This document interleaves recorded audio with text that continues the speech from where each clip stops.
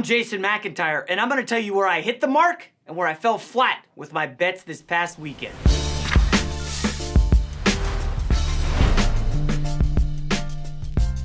Let's start in Austin. I had the Longhorns getting 6 at home against LSU. Texas was probably the wrong side here, but they were within 6 with 3 minutes left. Couldn't get a stop on 3rd and long, give up a 60-yard touchdown, and they blow the cover. I love Texas in this spot. I probably wouldn't bet it again, though. LSU's one of the hottest teams in the country. I'm still hurting from what happened to Clemson in Death Valley. Folks, Clemson was favored by 17.5. They were covering the entire second half, and they give up a touchdown with 6 seconds left. Absolute backbreaker, cost me the cover, and I'm not going to lie, I would bet it again. Clemson was the right side here. They just got beat on a late touchdown with 6 seconds left. Your no-sweat win of the weekend was Maryland destroying ranked Syracuse. We talked about how this was a fuzzy line last week. Well, Maryland went up 42-13 at the half. They covered with ease. The spread was 2, and they won by 1 million. Thanks for my only win of the weekend, Maryland Terrapins. I'll fully admit I was on the wrong side. Illinois favored by 20 in Connecticut. Illinois did not look good early, came back and actually led by 11 in the third quarter, but there was no chance they were going to cover 20, folks. Lovie Smith has a good team this year. It was just an irrational bet on my part. I'll take the loss there. Illinois didn't come close to covering 20 despite beating UConn. What was I thinking? Backing Tennessee favored by 3.5 over BYU at home. The Vols lost outright in overtime. I'm telling you though, at halftime, this looked like a good bet. Up 13-3 in total control. I knew the Vols would bounce back at home after the embarrassing loss to Georgia State.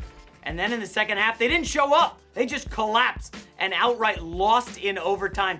I will not be backing this Tennessee Vols team again in the near future. They are not ready for prime time.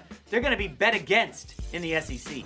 Let's go to the NFL, where my preferred bets were much better than my college football picks. I went 3-2 on the preferred picks, led, of course, by Jimmy G and the 49ers. They went down to Tampa Bay, and the line was pick'em. I really like the 49ers here, and thanks to 2 Jameis Winston pick sixes. That's what he does. He's a turnover machine. I'll continue to bet against him.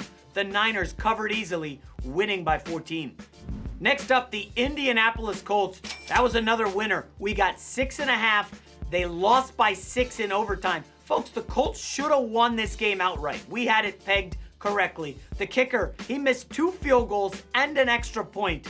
Otherwise, the Colts win this game in regulation.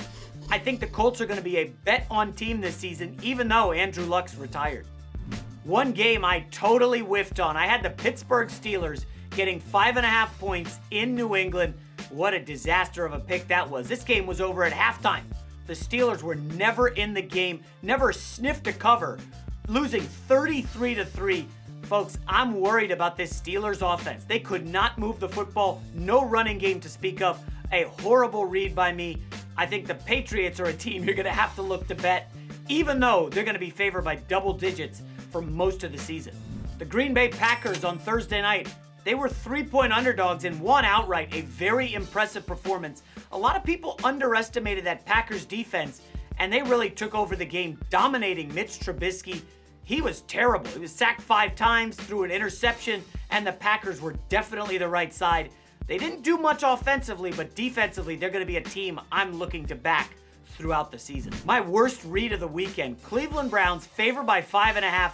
They got destroyed at home by the Tennessee Titans. Titans beat them by 30. I really was a believer in this Browns offense, and they laid a massive egg. Baker Mayfield had 3 interceptions. I thought the Browns would be able to move the football through the air and on the ground. They were a train wreck after a solid opening drive, an undisciplined mess. I couldn't have foreseen 18 penalties for 180 yards. Cleveland has massive offensive line issues that I did not take into account. That was just a terrible read all around. The Browns cost me a lot of money. That's the weekend recap for you. 1-4 in college, not a good weekend, but 3-2 in the NFL preferred picks. Folks, you've got to remember, it's a marathon, not a sprint. Trust the process and the results will come. We will be back on Thursday picking college football and NFL games to make you some money.